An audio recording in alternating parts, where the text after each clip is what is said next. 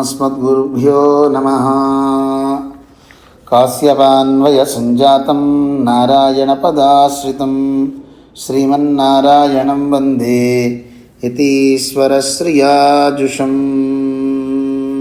కౌశికాన్వయ సంజాతం వెంకటార్యతనోభవం వేదాంతాచార్య సచ్చిష్యం ఉడైవర్లుమహం భజే.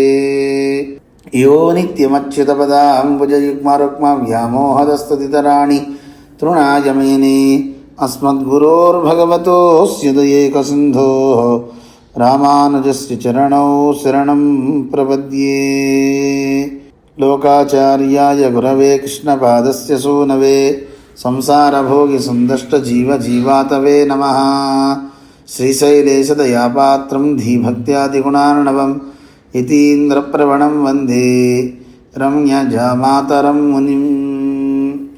పిళ్ళై లోకాచార్యర్ తిరువడిகளே శరణం. పెరియజీయర్ తిరువడిகளே శరణం. ఓమస్మద్గురుభ్యో నమః. జై శ్రీమన్నారాయణ. భగవద్బంధువులారా, నారాయణ మంత్ర వైభవాన్ని మనం తెలుసుకుంటూ ఆ మంత్రంలో ఓంకారాన్ని నమపదాన్ని తెలుసుకున్నాం. ఇప్పుడు నారాయణ పద వివరణాన్ని మనం తెలుసుకోబోతున్నాం. నారాయణ పదం అంటే దానికి వ్యుత్పత్తి చెప్పారు. నారాయణాయలో ముందు నారాయణ అనే పదం యొక్క అర్థాన్ని తెలుసుకుంటున్నాం. ఆయా అనేది ఇంకొక పదం అన్నమాట. నారాయణన్ ఎన్నది నారంగళకు అయినం ఎన్నపడి. నారాయణ అంటే నారాలకి ఆధారమైనది అని చెప్పారు. నారములు అంటే ఏమిటి, దానికి ఆధారం ఏమిటి, దాన్ని వివరిస్తున్నారు. పదందాన్ నారాణం అయనం యహ సహ నారాయణ ఎన్నం నారాహ అయనం యస్య సహ నారాయణ ఎన్నం తత్పురుష బహువ్రీహి సమాసద్వయ పదమాగయ్యాలే அதில் తత్పురుషనిల్ అర్ధత్తై ముందర అరుడిచ్చేగిరార్. నారాణం అయనం యహ సహ, నారములకు అయనమైన వాడు, ఆధారమైన వాడు ఎవడో వాడు అన్నమాట. అలాంటి నారాయణుడు అని మనకి తెలియజేశారు. తత్పురుష సమాసం అన్నమాట. నారాహ అయనం యస్య సహ నారాయణ, నారములకు అయనం ఎవరో అతన్ని తెలియజేస్తుందన్నమాట ఈ నారాయణ పదం. ఇది బహువ్రీహి సమాసము. నారములకు అయినముగా కలవాడు అని వస్తుందన్నమాట. ఈ కలది కలవాడు వస్తే బహువ్రీహి సమాసం అంటారు. దాంట్లో ముందుగా మనం ఈ రెండు సమాస అర్థాలు ఏమిటో తెలుసుకుందామండి. ముందుగా తత్పురుష సమాసం గురించి తెలుసుకుందాము అని చేస్తున్నారు. నారంగళాగిర వైదాన్ అవి ఎన్నారులిచ్చి గిరార్. అసలు నారములంటే ఏమిటండి అంటే నారంగళావన నిత్య వస్తుక్కలునుడయ తిరళ్. నారములు అంటే నిత్యంగా ఉండేటటువంటి వస్తువుల యొక్క సమూహము. నిత్యము అంటే దానికి ఎప్పుడు అనిత్యమత్వం అనేది ఉండదన్నమాట. ఎప్పటికీ ఉంటూనే ఉంటాయి. అలా ఎప్పటికీ ఉండే వాటిని నిత్య వస్తువులు అంటారు. అంటే లోకంలో అలా ఏమైనా కుదురుతుందా? మనమే నిత్యంగా ఉండం కదా అనిపిస్తుంది, కానీ మనం కూడా ఉంటామండి. అంటే మనము అంటే ఈ శరీరం కాదు, ఈ శరీరంలో ఉన్న జీవులకి మరణం అనేది లేనే లేదు. దాన్ని తెలియచేస్తారు. అందుకని చూద్దరు. కానీ శరీరంలోకి ప్రవేశించడం పుట్టుక అవుతుంది. శరీరం నుంచి వదిలి ఇంకో చోటకి వెళ్తున్నాం అంటే దాన్ని జనిపోవుట, అక్కడి నుంచి వెళ్ళిపోవుట అని అర్థం అనమాట. దాన్నే చనిపోవడం అంటున్నారంటే అక్కడి నుంచి వెళ్ళిపోతున్నాం మనం. ఆ శరీరాన్ని వదిలిపెట్టి వెళ్ళిపోతున్నాం, ఇంకో శరీరాన్ని పొందుతున్నామే తప్ప వాడికి మరణం అనేది లేదు, నశించడం అనేది లేదు. నారపదందాన్ నారాయణం నారాయణం నారాయణం అనేది వివరిస్తూ నా రా. మామూలుగా అయితే దాన్ని నా అంటే నిషిద్ధం అనమాట, కాదు అని అర్థం. రా అంటే ఏమిటి, దానికి ధాతువు చెప్తారు, విందాం. అయితే ఇవి సమూహం ఎక్కువగా ఉన్నాయి కనుక, జీవుడు ఒక్కడే కాదు కదా, బోళ్ళంతమంది ఉన్నారు కనుక నారా అయింది. దాన్నే కలిపితే నారహ అని సంస్కృతంలో మనం అంటామంట. నారాహ బోళ్ళు మంది ఉన్నారు. ఇప్పుడు రాముడు అని అనుకోండి, రామ అంటాం. రాములు ఇద్దరుంటే రామవు అంటాం. చాలామంది రాములు ఉంటే రామాహ అని దీర్ఘం తీస్తాం అన్నమాట. అలాగా జీవులు ఒక్కడుంటే నరుడు అంటారు. ఈ జీవ సమూహం చాలా ఎక్కువ ఉందంటే నారాహ అని అన్నమాట. అందువల్ల కేవలం ఒక్కడికి కాదు కదా పరమాత్మ ఆధారం. అందరికీ ఆధారం కనుక నారాహ అని పిలుస్తారు. అసలు ఏంటండి రా అంటే ఏమిటి, నా అంటే ఏమిటి? రా అంటే చెప్తున్నారు, రింగ్ క్షయే ఎనిగిర ధాతువిలే రా ఎన్న పదమాయి క్షయకం వస్తువై చొల్లి. రా అంటే నశించేది అని అర్థం అండి. ఎలా చెప్తారండి? సంస్కృతంలో ధాతు రింగ్ క్షయే అనే ధాతువు, ఆ ధాతువు చేత రా అంటే అర్థం ఏంటి? నశిస్తుంది అనేది అర్థం అన్నమాట. అలాంటి నశించే వస్తువుని చెప్తుంది రా అని. దాని ముందు నిషిద్ధాక్షరం ఉంది, అంటే దాన్ని నిషిద్ధం అలా కాదని ఖండిస్తుంది నా అనేది. నకారం అత్తై నిషేధిత్. నా అంటే అలా అవదండి, నశించేది కాదు. అందుకే నర అంటే క్షయమిల్లాద నిత్య వస్తువై కాట్టి సమూహార్థத்திலே அன் பிரத்யம் ஆதி விருத்தியாய். நாராயண் நித்திய வஸ்து சமூகத்தை சொல்லி நாராயண்கிற பகுவச்சனமாகையாலே సమూహ బాహుళ్యத்தையும் சொல்லுகையாலே నిత్య వస్తుక్களினுடைய తిరల్ ఎన్గిరార్. ఎంత బాగా చెప్తున్నారో చూడండి. రా అంటే నశించే వస్తువు, నకారం ముందు ఉండడం వల్ల నశించే వస్తువు కాదు అని చెప్తున్నారు. అందువల్ల నర అంటే నశించనిటువంటి వస్తువు ఆత్మ అని చెప్తున్నారు. అయితే ఇది సమూహార్థం అంటే కేవలం ఒక్కటే కాదు కదా, చాలా ఉన్నాయి కనుక దాన్ని అలా చెప్పేటప్పుడు అనే ఒక ప్రత్యయం రావడం చేత దానికి ఆది వృద్ధి అవడం వల్ల దీర్ఘం వచ్చింది. నరకి నార అయింది.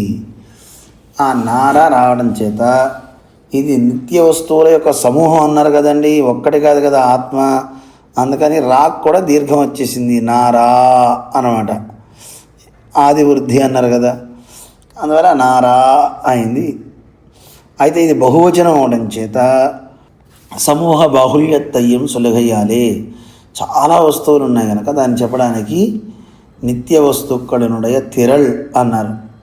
చాలా నిత్యమైనటువంటి వస్తువులు అంటే జీవులు అన్నీ ఉన్నాయి కనుక దీన్ని నారా అని పిలుస్తున్నారండి. ఇది నిత్య ఎన్గయ్యాలే నరశబ్దార్థము. ఇది నిత్యంగా ఉంటుంది కనుక నర అన్నారు. అయితే ఇది చాలా వస్తువులు, చాలా ఆత్మ వస్తువులు ఉన్నాయి కనుక ఆ వస్తుక్కళై ఎన్గయ్యాలే నార శబ్దార్థము నారా అన్నారు. వీటి సమూహం బాగా ఉందండి అంటం చేత బహువచనాన్ని చెప్పి నారా అని బహువచనాన్ని చెప్పారు. అందరికీ అర్థమైంది అనుకుంటా. రా అంటే నశించేది, నా కాదు అని అర్థం.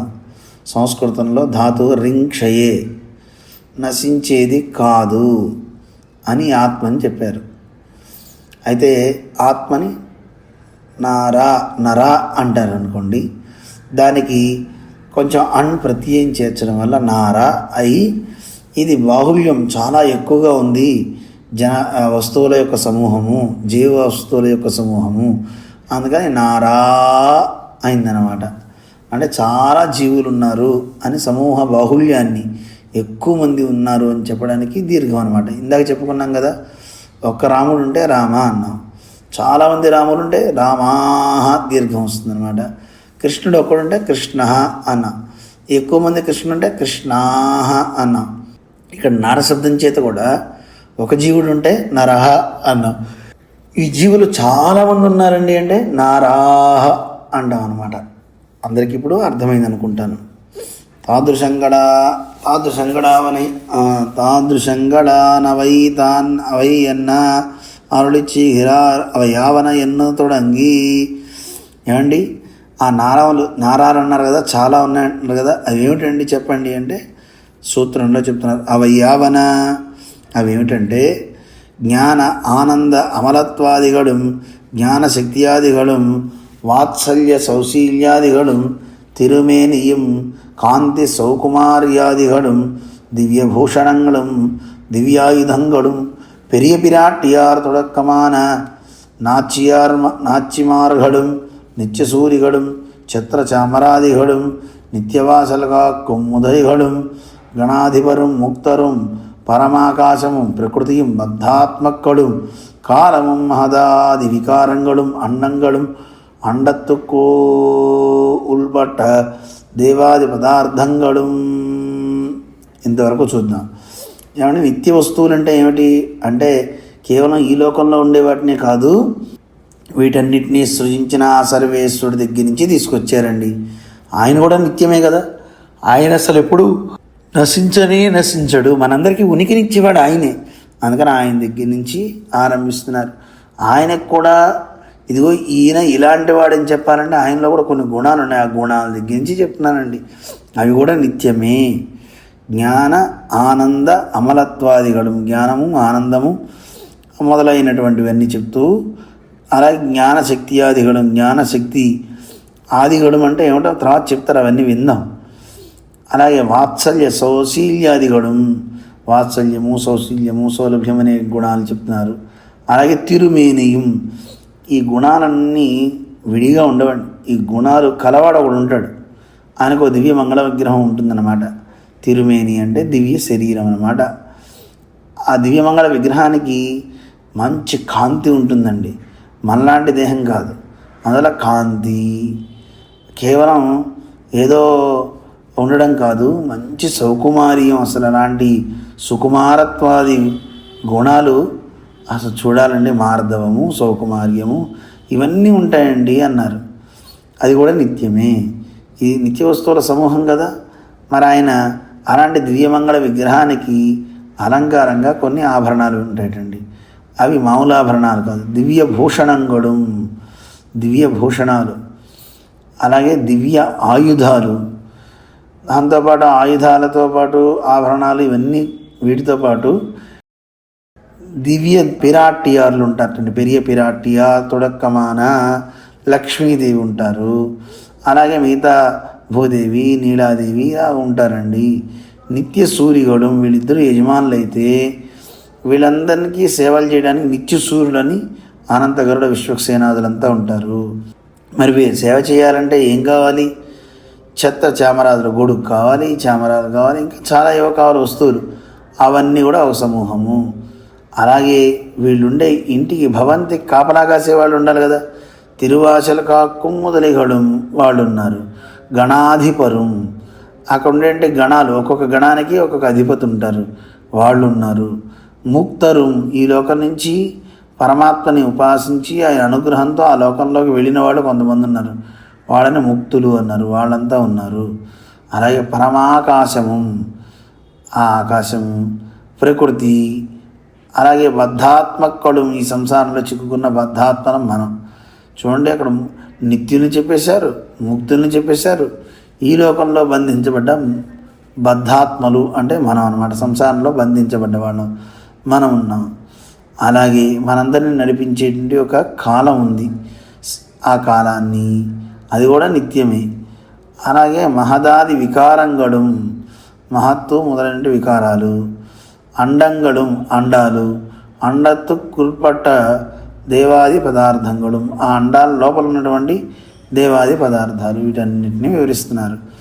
వీటిని మనకి సూత్రంలో తెలియజేశారు. ఇప్పుడు దాని వ్యాఖ్యానాన్ని మన వాళ్ళ మామూలు చేస్తున్నారు. జ్ఞానానందమలత్వాదిగళ వన, ఏమండి జ్ఞానానందాది అమలత్వాది గుణాలంటే ఏమిటండి అంటే ఇవి పరమాత్మ యొక్క స్వరూపాన్ని నిరూపించేవి. స్వరూప నిరూపంగళ్ ఆది శబ్దత్వాలే అనంతత్వత్వం సరిగిరదు. జ్ఞానము, అలాగే స్వామి యొక్క గుణాల్లో ఆనందము, అమలత్వము, ఏ రకమైన మాలిన్యం లేకపోవటము, అలాగే అనంతత్వము, అనంతము. దీంతో 4 ఇవి స్వరూప నిరూప గుణాలుగా చెప్తారట. అలాగే జ్ఞానశక్తి ఆది గడావన, జ్ఞానశక్తి ఆది అన్నారు కదా, అవేంటివండి? ఇవేం చేస్తాయంటే నిరూపిత స్వరూప విశేషం గడావన అంటే ఆ పరమాత్మ యొక్క నిరూపించినటువంటి దివ్యమంగళ విగ్రహం ఇదిగోండి, ఇది ఆయన పరమాత్మ యొక్క దివ్యమంగళ విగ్రహం అని చెప్తే ఆ స్వరూపానికి ఉండే విశేషణాలను తెలియజేస్తున్నారు. ఏమేంటివి అవి? సమస్త కళ్యాణ గుణంగళుక్కం ప్రధానమాయిరుందుళ్ళ, ఆ స్వామికి ఉండేటటువంటి అంటే ఏవైతే జ్ఞానానందాలు కలిగి ఉండడం స్వరూపం, ఆయన స్వరూపం. పరమాత్మ యొక్క దివ్యమంగళ విగ్రహానికి ఉండే స్వరూపం ఏమిటండి అంటే ఆ స్వరూపాన్ని నిరూపించే గుణాలు జ్ఞానము, ఆనందము, అమలత్వము, అనంతత్వము చెప్పారు. మరి ఈ గుణాలతో నిరూపించారు కదా ఆ స్వామి యొక్క రూపాలు. అయితే నిరూపితమైనటువంటి ఆ స్వామి యొక్క స్వరూప విశేషణాలు ఏమిటి అంటే వాటిని తెలియజేస్తున్నారు. సమస్త కళ్యాణ గుణాలకి ప్రధానంగా ఉన్నటువంటి జ్ఞాన, శక్తి, బల, ఐశ్వర్య, వీర్య, తేజస్సులు అని షడ్గుణాలు అన్నారు. ఈ షడ్గుణాలు కూడా నిత్యమే. అలాగే వాత్సల్య సౌశీల్యంగళావన అన్నారు. ఆ పరమాత్మకి అంత గొప్పవాడయ్యుండి మన చూడకపోతే ప్రయోజనం ఏంటండి? అందులో ఆయనలో ఎన్ని గుణాలు ఉన్నాయంటే ఈ గుణాలు కనుక లేకపోతే మన పని అంతే సంగతులు. మనం ఎన్ని దోషాలు చేసినా ఆ దోషాలను భోగ్యంగా స్వీకరించగలిగేటటువంటి వాత్సల్యం అనే గుణం ఉంది. సౌశీల్యము, ఆయన ఎంత గొప్పవాడైనా తక్కువ వాళ్ళతో కూడా అరమరికలు లేకుండా కలిసిపోయే ఒక గుణం, దాన్ని సౌశీల్యము అంటారు. అలాగే ఆయన స్వామి, మనందరికీ స్వామి యజమానిగా ఉంటాడు. అంత యజమానిగా ఉండి కూడా మనకి సౌలభ్యంగా, అమ్మో యజమాని నాకు దక్కడో అనుకోక్కర్లేదండి, మనకి చాలా దగ్గరగా ఉండేటువంటి సౌలభ్యము అంటారు. ఇలాంటి గుణాలు ఇన్ని ఏం చెప్పలేమండి. అసంఖ్యేయ కళ్యాణ గుణ విశేషంగల్, అనేకమైన గుణ విశేషాలు అని చెప్పి గుణాలను కూడా చెప్పారు. ఈ గుణాలన్నిటికీ ఆశ్రయభూతమైనటువంటి తిరుమేని అన్నారు కదా. ఆ తిరుమేని అంటే ఏమిటండి? అసాధారణ దివ్యమంగళ విగ్రహం. మనకి ఈ లోకంలో కనపడేటువంటి మామూలు రూపం కాదాయింది, ఒక అద్భుతమైనటువంటి దివ్యమంగళ విగ్రహం. ఏకవచనం జాత్యభిప్రాయం. ఇక్కడ దివ్యమంగళ విగ్రహము అని అన్నారంటే ఏకవచనంలో చెప్పారనుకుంటున్నారు. ఇది జాత్యభిప్రాయము అంటే జాతి ఏకవచనం అని మనం గతంలో చెప్పుకున్నాం. ఒక చోట ధాన్యం చూస్తే ఒక గింజని ధాన్యమే అంటాం, ధాన్యపు రాశిని కూడా ధాన్యం అనే పిలుస్తాం అనమాట. అందువల్ల నిత్యమాన దివ్య విగ్రహత్తయ్యం, నిత్యమైనటువంటి దివ్యమంగళ విగ్రహం ఈ స్వామిది. అటువంటి దివ్యమంగళ విగ్రహం అంటే అనేక అవయవాలు కలిగిందనమాట దివ్యమంగళ విగ్రహం అంటే. అందువల్ల ఏకవచనంతో జాతి అభిప్రాయం అని చెప్పారు. ఇలాంటి ఈ దివ్యమంగళ విగ్రహం మిగతా వాటిలాగా కాదండి. ఓరో సమూహమాగా ఎన్ని ఏదో అన్నిట్లాంటి ఒకదాన్ని అని తలచి వరుగుర ప్రకరణకు చేరాదు. అలాంటి ప్రకరణానికి ఇది చెందదు. ఇది విలక్షణమైనది, అందరిలాంటి దేహం కాదు ఈ దివ్యమంగళ విగ్రహం అని నడువిల్ తిరువీధి పిళ్ళై భట్టలు అనేవారు, ఆచ్యాన్ పిళ్ళై అనే మహనీయులు వాళ్ళు చెప్పినటువంటి ప్రబంధాలలో స్పష్టం చేశారు. ఇక ఆ స్వామికి ఉండేటువంటి కాంతి, సౌకుమార్యాది గుణాల గురించి వర్ణించారు కదా. అవేమిటంటే విగ్రహ గుణంగళావన సౌందర్య సౌకుమార్య సౌగంధ్య లావణ్య యవ్వనాదిగల్. గొప్ప సౌందర్యము, సౌకుమార్యము, దాంతోపాటు సౌగంధ్యము, సుగంధము అంటాం కదా, మంచి సువాసనలు. లావణ్యము అంటే అవయవ శోభ అంటారు. ఒక్కొక్క అవయవం ఒక్కొక్క శోభకాంతి కలిగి ఉంటుంది. దాంతోపాటు ఎప్పుడు యవ్వనంలోనే ఉంటాడు. ఇలాంటి గుణాలన్నీ అంటే చూడండి, ఇప్పటిదాకా ఆయనకి చెప్పేటువంటి స్వరూపాన్ని చెప్పే గుణాలు చెప్పారు. దాంతో ఇది ఆయన దేహమని నిరూపించినటువంటి ఆ స్వరూపానికి, ఆ దివ్యమంగళ విగ్రహానికి ఉండే కళ్యాణ గుణాలను చెప్పారు. అంత గొప్పవాడైనా మనందరికీ అందుతాడండి అని చెప్పే వాత్సల్య సౌరశీల్య స్వామిత్వ సౌలభ్యాది గుణాలను చెప్పారు. ఇవన్నీ కలిగినటువంటి దివ్యమంగళ విగ్రహం అండి ఆయనది. అసాధారణ దివ్యమంగళ విగ్రహం. మనకి సామాన్యంగా మనకి దొరికే చూసే శరీరాలు లాంటిది కాదండి అది. అలా మీరు భావించకండి. మన శరీరానికి ఉండేటటువంటి వికారాలు, షడ్భావ వికారాలు ఉంటాయి. అస్థి, జాయతే, పరిణమతే, వివర్ధతే, అపక్షీయతే, వినశ్యతి అని 6 గుణాలు ఉంటాయి మనకి. వికారాలు అన్నమాట, వీటిని వికారాలు అంటారు. షడ్భావ వికారాలు ఇవి లేనిది పరమాత్మ దేహం అన్నమాట. మనకుండేది ఏమిటి? మనం ఉంటాం అస్థి. జాయతే అంటే తల్లి గర్భంలో ఉంటాం, జాయతే పుడతాము, పుట్టిన తర్వాత పరిణమతే కొంచెం పాకుతూ ఉంటాము, నడుస్తూ ఉంటాం, వర్ధతే కొంచెం పెరుగుతాము, ఆ పెరిగిన తర్వాత మళ్ళీ అపక్షీయతే మళ్ళీ కిందకి వంగిపోతాడు, ముసలివాడైపోతాడు, వినశ్యతి చివరకు కనపడకుండా పోతాడు. ఈ 6 వికారాలు ఈ శరీరాలకు ఉన్నాయి. కానీ పరమాత్మ శరీరానికి అలాంటిది లేదు. అది అప్రాకృత దివ్య మంగళ విగ్రహం అన్నమాట. అంటే ప్రాకృతంగా మనకు కనిపించేంటి రూపం లాంటిది కాదండి అని చెప్పారు. అలాంటి స్వామి దివ్యమంగళ విగ్రహం మంచి సౌగంధ్యంతో, సుకుమారంతో, సౌందర్యంతో, మంచి లావణ్యం అన్నమాట. ఒక్కొక్క అవయవానికి ఒక్కొక్క శోభ. కొంతమందిని చూస్తే అవి మీ కళ్ళు బాగున్నాయండి అని మొహం బాగాలేదని అర్థం, తర్వాత మిగతా శరీర అవయవాలు బాగాలేదని అర్థం. కొంతమంది చేతులు బాగున్నాయండి అంటే కాళ్ళు బాగాలేదు, ముఖం బాగాలేదని అర్థం. ఇలా ఒక్కొక్కటి దాంట్లో ఒక్కొక్క అవయవానికే శోభ అయితే, ఆ పరమాత్మ యొక్క రూపంలో దివ్యమంగళ విగ్రహం అంతా ప్రతి అణువణువు కూడా సేవించదగినది, అంతా అద్భుతం అన్నమాట. అలాంటి దివ్యమంగళ విగ్రహం లావణ్యము అంటారు, సముదాయ శోభ. దానికే ఒక అందం అన్నమాట, ఒక విలక్షణం. అలాంటి దివ్యమంగళ విగ్రహం కలిగినటువంటి ఆ స్వామి దివ్య భూషణాన్ని ధరిస్తారంటున్నారు కదా. ఏమిటండి ఆ దివ్య భూషణాలు? అవి కూడా నిత్యమన్నారే. ఏమిటి ఆభరణాలంటే, ఆభరణ చూర్ణయిలే భాష్యకారులిచ్చీద. రామానుజ వారు శరణాగతి గద్యలో ఆ స్వామి యొక్క వైభవాన్ని వర్ణిస్తూ ఒక్కొక్క ఆభరణాన్ని వర్ణించారు కదా వైకుంఠ గద్యలో. వీటిల్లోనూ అలాంటి అలా తెలియజేసినట్లుగా కిరీట నూపుర పర్యంతమాన కిరీటము, భుజకీర్తులు అని మొదలు పెడితే అత్తిరుమేనెక్కు చాత్తుం అసంఖ్యేయమాన తిరువాభరణంగల్. ఆ స్వామి యొక్క తిరుమేని దగ్గర నుంచి మొదలు పెడితే ఇన్ని అని చెప్పడానికి వీళ్ళైన ఆభరణాలు. మనం వెంకటేశ్వర దగ్గర చూస్తున్నాం కదండి, ఎన్ని ఆభరణాలండి, ఎన్ని ఆభరణాలు. దివ్యాయుధంగళ వన, అనేక ఆయుధాలు ధరిస్తారన్నారు కదా. ఏమిటండి ఆ ఆయుధాలంటే, అజుగుక్కుం సౌందర్యానికి తగినట్టుగా, ఆశ్రిత విరోధి నిరసనత్తుక్కుం ఉడలాయిరుందుళ్ళ శంఖచక్ర గదా శాంగాది అసంఖ్యేయ ఆయుధ విశేషంగల్. ఆ పరమాత్మ ధరించేటువంటి ఆ ఆయుధాలు రెండు రకాలుగా ఉపయోగపడుతుందట. భక్తులందరికీనేమో సౌందర్యానికి అంటే అలంకారంగా కనపడతాయి ఆభరణాలు. అజగుక్కుం ఆయన సౌందర్యానికి అలంకరణగా ఉపయోగపడి, అవి ఇంకా ఎలా ఉంటాయి శత్రువులకి, ఆశ్రిత విరోధి నిరసనత్తుక్కుం ఆయన ఆశ్రయించుకున్న భక్తులకి ఉండే విరోధాలు ఏవైతే ఉంటాయో ఆ విరోధాలన్నింటినీ తొలగించడానికి సమర్థంగా ఉన్నటువంటి శంఖ చక్ర గద, శంఖము చక్రము గద, శాంగం అంటే ధనుస్సు, ఇలాంటి ఆది అంటే అసి, చక్రము ఖడ్గము, ఇలాంటివి అసంఖ్యేయ. ఇన్ని అని చెప్పడానికి లేదండి ఆయుధ విశేషాలు. అలాంటి ఆయుధ విశేషాలు కలిగింది. పెరియ పిళాటియార్ తొడక్కమాన నాచియార్ నాచిమారావార్. పెరియ పిరాటియార్ తొడక్కమాన లక్ష్మీదేవితో మొదలుకొని, అంటే శ్రీదేవి అమ్మవారితో ఆరంభిస్తే భూదేవి, నీలాదేవి, దేవ్య సహస్రం అన్నారు మన పరాశర భట్టర్ వారు. అందుకే మన రామానుజ వారు కూడా శ్రీవల్లభ ఏవం భూత భూమి నీలా నాయక, ఇలా ఉండేటండి ఆ స్వామి. లక్ష్మీదేవితో పాటుగా భూదేవి, నీల వీళ్ళందరికీ నాయకుడా అని చెప్పారు కదా.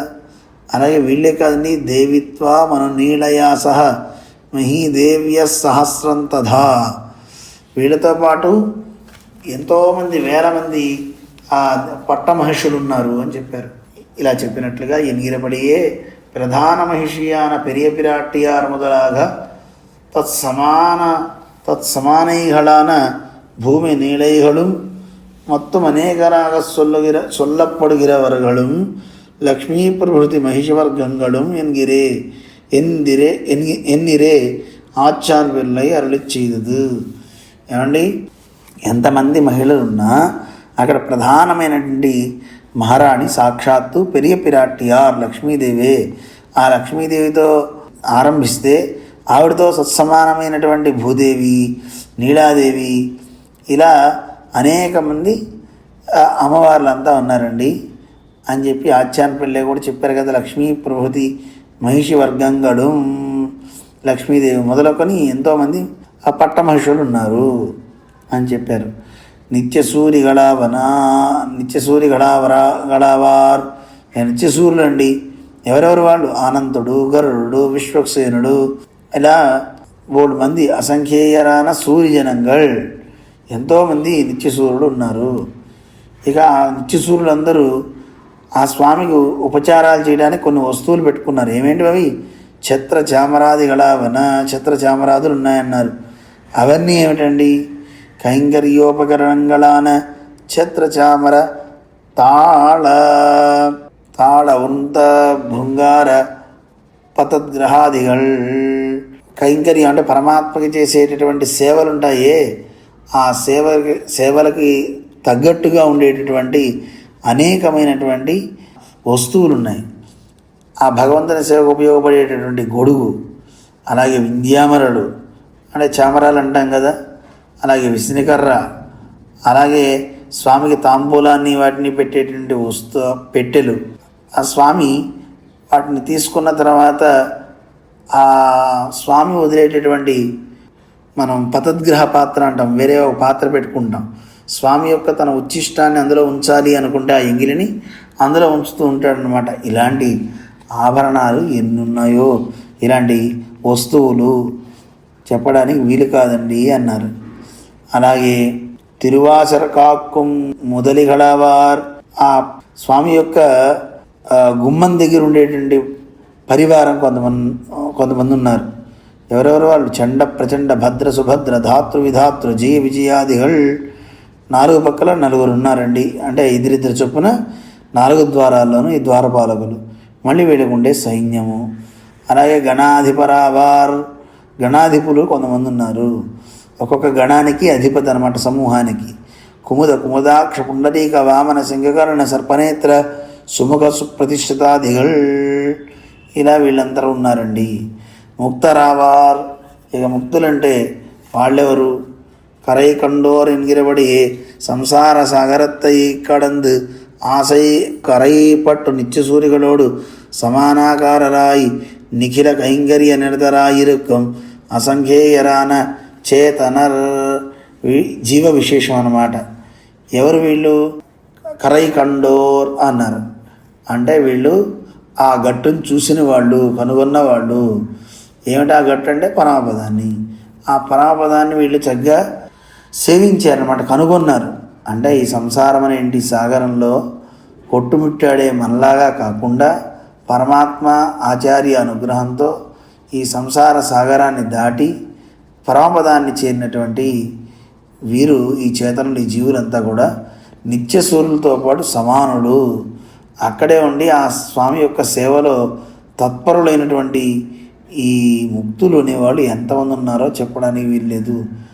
లెక్కకి మించి ఉన్నారండి వీళ్ళంతా అని వీళ్ళందరి గురించి కూడా తెలియజేశారు. ఇంకా ఎవరెవరు ఏమేమి కైంకర్యాలు చేస్తారో వారి వైభవాన్ని తెలియజేస్తుంటారనమాట. అందువల్ల వీళ్ళు కూడా చేతన విశేషం, జీవ విశేషం అనమాట. ఇక పరమాకాశం అంటే ఏమిటండి? పరమాకాశమావదు పంచోపనిషన్మయమాన పరమపదము. పంచోపనిషన్మయం అంటారు. ఆ పంచోపనిషన్మయం అంటే మనకి ఈ లోకంలో పంచభూతాలు ఎలాగో, అంటే భూమి ఆకాశం ఇలా మనం చెప్తామే, ఇలా ఉన్నటువంటి పంచభూతాత్మకం మంది. కానీ అక్కడ పంచ ఉపనిషన్మయ దేహధారులు అక్కడంతా కూడా. అలాగే పంచ ఉపనిషన్మయమైనది ఈ పరమపదం కూడా అంటున్నారు. ఏమిటి పంచోపనిషన్మయం అంటే? మనకి విశ్వ, పరమేష్ఠి, పుమాన్, విశ్వ, నివృత్త, సర్వ అని 5 ఉన్నాయి. వీటిని పంచ ఉపనిషన్మయము అంటారు. మళ్ళీ ఒకసారి చెప్తా. పరమేష్ఠి, పుమాన్, విశ్వ, నివృత్త, సర్వ, ఈ 5టిని పంచోపనిషత్తులు అంటే పంచోపనిషన్మయం. ఈ 5 కలిస్తే ఉండేది దివ్య మంగళ విగ్రహం. ఇవి కూడా నాకు అనిపించేది ఎలా అంటే, పంచభూతాలు ఏవైతే ఉన్నాయో వీటిని కొంత మనం మాత్రమే తెలుసుకోగలుగుతున్నాం. కానీ వాటికంటే వందల రెట్ల ఎక్కువ శక్తి కలిగినవి అన్నమాట ఇవి. అంటే మనం చూసే కాంతి కొంతవరకే చూడగలుగుతాం. కానీ అక్కడ ఉండే కాంతి ఎంతైనా సరే మనం చూడడానికి వీలు కాదనమాట. ఒక సూర్యుడు మనం చూడలేకపోతున్నాం. కానీ అక్కడ ఉండే కాంతి ఎంత అంటే కోట్ల రెట్ల కాంతి. వాయువు కావచ్చు, భూమి కావచ్చు, అవన్నీ వీటికంటే శక్తివంతమైనవి. వీటిలా ఉండవు అన్నమాట. అలాంటి పంచోపనిషన్మయమైనటువంటి ఆ విశేషాన్ని కూడా మనకి తెలియజేశారు. పరమాకాశం అంటే அதுதான் பஞ்சோபனிஷன்மயமாகையாலே சமூகாத்மகமாயிரே இருப்பது ஆகையாலே சமூக கணனைக்கு விரோதம் இல்லை. பஞ்சோபனிஷன்மயமாகையாலே பரமபதமும் సమూహాత్మకమాయిరుக்கும் ఎన్నిరే ఆచ్ఛాన్ వెళ్ళై అరుళి చేయదదు. పరమాకాశం అంటే 5టితో కూడి ఉంది కదండి, ఇది కూడా. అందువల్ల ఇది కూడా ఒక సమూహమే అని మనకి తెలియజేశారు. ఆగా ఇప్పుడు ఏం చెప్తున్నారంటే, ఇప్పటి వరకు జ్ఞాన ఆనంద అమలత్వాదిగడు ఎన్ను తొడంగి ఇవ్వడము, జ్ఞానానందము అమలత్వము అనే దాని దిగించి మొదలు పెడితే ఇగో ఇప్పటిదాకా స్వరూప నిరూపక ధర్మంగళయం, పరమాత్మ యొక్క స్వరూపాన్ని నిరూపించే ధర్మాలని, నిరూపిత స్వరూప విశేషంగళవన ఆ పరమాత్మ యొక్క దేహాన్ని దివ్యమంగళ విగ్రహాన్ని నిరూపించారు కదా, ఆ నిరూపించిన దాన్ని బట్టి వచ్చినటువంటి స్వరూపం ఏదైతే ఉందో ఆ దివ్యమంగళ విగ్రహానికి ఉండేటువంటి విశేషణాలు ఏమేంటివి? కళ్యాణ గుణాలు. ఆ గుణాలకు తగ్గట్టుగా ఉన్నటువంటి ప్రకాశించేటువంటి దివ్యమంగళ విగ్రహము, ఆ విగ్రహ గుణమాన సౌందర్యాదిగళయం, ఆ విగ్రహానికి గుణాలుగా ఉండేటువంటి సౌందర్యము మొదలైన వాటిని చెప్పారు.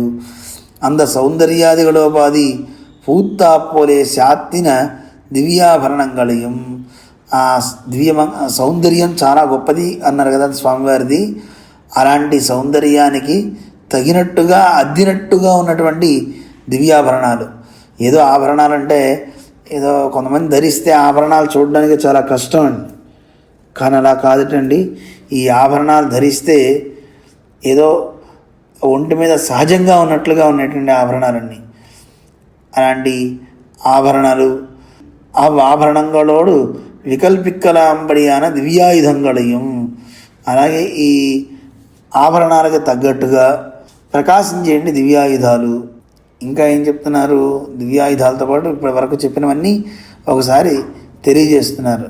ఇవై ఇత్తనయం కాటిల్ ఎరిత్త నిలావాగాదపడి అరిగే ఇరున్ను అనుభవిక్కిర నాయిచ్చిమారయం. ఇలాంటి దివ్యమంగళ విగ్రహం కలిగినటువంటి ఆ స్వామి కంటే కూడా ఆ స్వామికి ఆనందాన్ని ఇచ్చేటటువంటి ఆ స్వామిని అనుభవించడానికి వీలైనటువంటి నాచ్యమారులు అమ్మవారులు, ఆ అమ్మవారి జంటలు, వారికి సేవ చేసేటటువంటి అంటే 2 దంపతులు చెప్పారు, స్వామి అమ్మ 2 వచ్చారు. మరి ఆ చేతిరే అడిమే செய்கிற నిత్యసూరిగளையும், ఆ దంపతులకి సేవ చేసే నిత్యసూరులు, అవர்களுக்கு కైంకర్యోపకంగరాన ఆ ఛత్ర చామరాదిగளையும், వాళ్ళు ఆ పరమాత్మ కైంకర్యం చేయాలంటే ఏవైనా వస్తువులు ఉండాలి కదా, అవన్నీ ఛత్ర చామరాలన్నీ అని చెప్పారు. అంటే గొడుగు, విసినకర్రలు ఇలాంటివన్నీ ఉన్నాయి. ఆ చేతికెన్ ఒరుగిరదో ఎన్ను. మరి దంపతులు ఉండేటువంటి వీరికి రక్షణ చేయడానికి అక్కడ ఉండేటువంటి ద్వారపాలకులు కావాలి కదా, అలాంటి ద్వారపాలకులు తిరువాసల కాక్కొమ్ము దరిగలయ్యం. అలాగే అక్కడ ఉన్నటువంటి వాళ్ళకి మంగళాశాసనం చేయాలి కదా, ఆ మంగళాశాసనం చేయడానికి వీలుగా ఉండేటటువంటి పరమపదానికి కాపలాగా ఉండేటువంటి గణాధిపరయ్యం, గణాధిపులు ఉన్నారు. దాంతోపాటు సంసారాన్ని పోగొట్టుకుని ఆ నిత్యసూరుల యొక్క గోష్ఠిలో ఉన్నట్టు అవరగలోడు ஒரு కోవయ్యాయ్ అడిమై செய்கிற ముక్తరయ్యం. వాళ్ళతో పాటుగా సమానంగా ఉండి పరమాత్మకి సేవ చేయడానికి ఉన్నటువంటి ముక్త పురుషులు, సేవకి తగినటువంటి సేవని ఇంకా ఇంకా పెంచేటటువంటి పరమపదము. అలాంటి ఆ పరమపదాన్ని ఇందులో తెలియజేశారు. ఇక లీలా విభూతియల్ ఉళ్ళవత్తు అరుళి చీగిరార్ మేల్. ఇక లీలా విభూతిలో ఉన్నటువంటి ఆ వైభవాన్ని పైన మనకి చెప్తున్నారండి, దాన్ని మనం తెలుసుకుందాం అన్నారు. ఒక మాట జాగ్రత్తగా విందాం, చెప్పేసి ముగిస్తా. ఇప్పటి వరకు నారశబ్దానికి అర్థాన్ని చెప్తున్నారు. నారశబ్దం అంటే నిత్య వస్తువుల యొక్క సమూహము అన్నారు. ఆ నిత్య వస్తువుల యొక్క సమూహం ఎన్నున్నాయండి చెప్పడానికి ఆరంభించి వైకుంఠం దగ్గర నుంచి తీసుకున్నారంటే ఆ పెరుమాళ్ళు, ఆ పెరుమాళ్ళ గుణాలు, ఆ గుణాలకు తగ్గట్టుగా ఉన్న స్వామి యొక్క దివ్య సౌందర్యము, వాటన్నిటినీ చెప్పి అక్కడ సేవ చేసే నిత్యసూర్యవర్గం, ముక్తవర్గం, వీటన్నిటినీ చెప్పేసి ఇగో ఇవి సమూహాలండి. ముక్తుల సమూహం, నిత్యసూర్యుల సమూహం, గుణాల సమూహం, అన్ని సమూహాలే. ఇవన్నీ నారములు అంటారు. ఇక మరి భూలోకంలో నిత్య విభూతి చెప్పేశారు. ఇక లీలా విభూతి అంటే కింద లోకాలు, పరమపదం కంటే కింద ఉన్నటువంటి లీలా విభూతి. పరమాత్మ ఒక ఆట కోసం సృజించాడు, లీలగా సృజించాడు కనుక దీన్ని లీలా విభూతి అంటారు. ఈ విభూతులలో ఉండేటువంటి ఆ నిత్య వర్గాన్ని కూడా మనకి తెలియజేస్తున్నారు. అది మనం రేపు తెలుసుకుందాం. కొంచెం కన్ఫ్యూజ్గా ఉందేమో, రేపు ఒకసారి మళ్ళీ ఒక 5 నిమిషాలు దాని గురించి చెప్పేసి పైకి వెళ్ళిపోదాం. ஓம் அஸ்மத்குருभ्यो நமः. பிள்ளை லோகாச்சாரியர் திருவடிகளே சரணம். பெரிய ஜீயர் திருவடிகளே சரணம். ஓம் அஸ்மத்குருभ्यो நமः. ஜெய் ஸ்ரீமன்னாராயண.